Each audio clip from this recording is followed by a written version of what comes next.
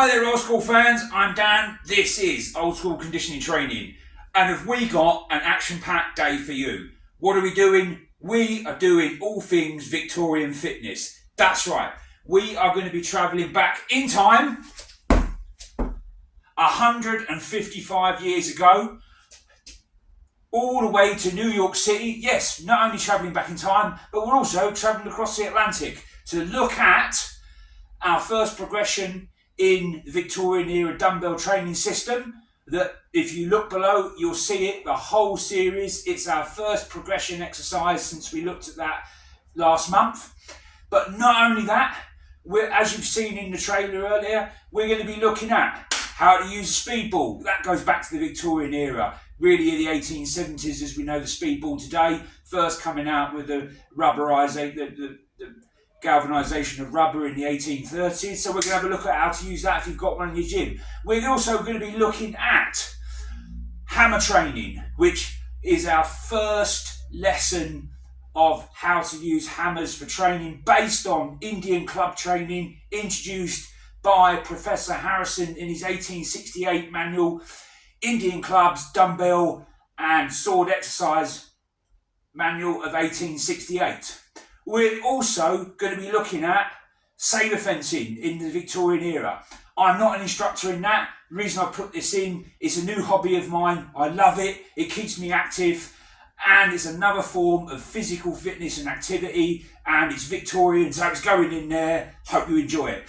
Also, I know it's not Victorian, but it's a piece of equipment that I love playing with, and I got some delivered the other day.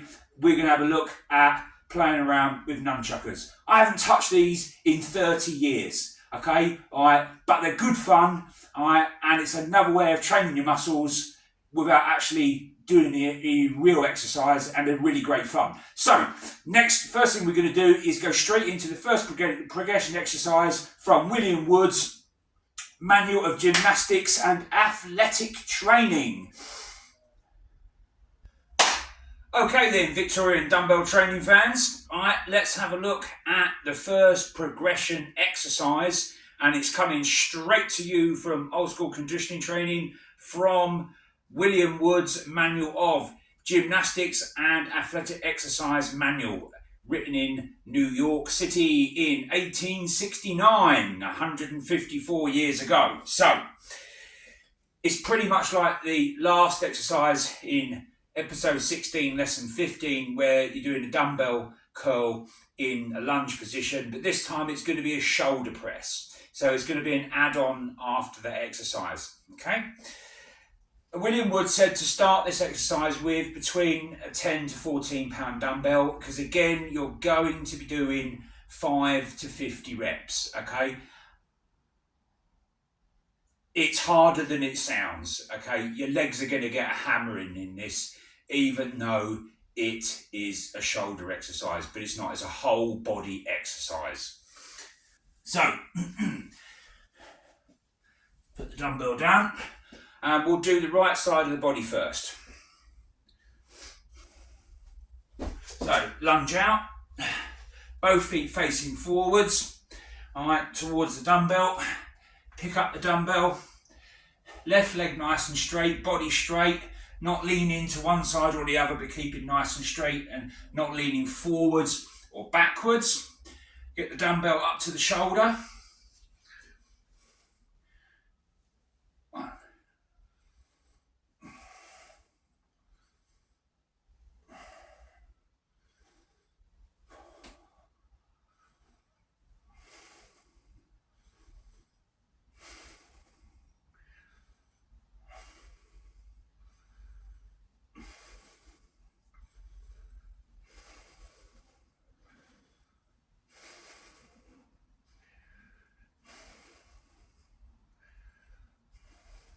Okay, right.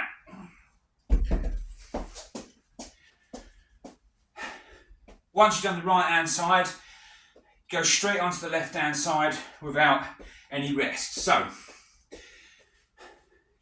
keeping your right leg straight, you're going to lunge out with your feet facing forward with your left leg.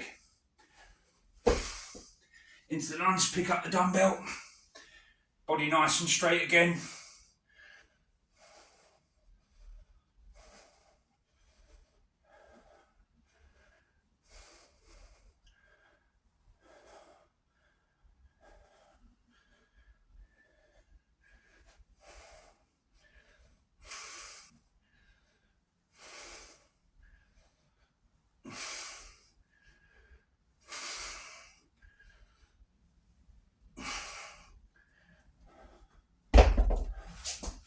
Okay, so that is the first progression exercise. It's tougher than it looks. Muscles used in this. Obviously, it's a shoulder press. So, all three heads of the deltoid, tricep muscle, but also, because you're in the lunge position, your legs are going to get a hammering. Your abs, obliques, lower abdominal muscles are going to get used as well to stabilise the body position. And also, your heart and lungs are going to be pumping, okay, where your heart is, okay. I've just done 12 reps. If you're working up to 50, you're going to be quite out of breath because the heart has got to push oxygenated blood all around the body for the whole period of the exercise. Today, we would call something an advanced training principle like peripheral heart action circuit, where you get the heart to work harder by doing an upper body exercise followed by a lower body exercise very quickly, and just keep swapping it with no rest, because he's having to pump oxygenated blood to the working muscles up the body, down the body, up the body. But this is how advanced the Victorians were. It wasn't an advanced training principle, it was just training. So your heart has got to push oxygenated blood around your entire body throughout this entire exercise. It's brilliant. Now, look forward to in 3 weeks' time when I'll post up the second progression standard from William Wood's manual. Thanks guys, this is Dan. This has been Old School Conditioning Training. I hope you've really enjoyed Victorian era dumbbell training system as much as I've enjoyed showing it to you. Thanks a lot. Catch you guys later.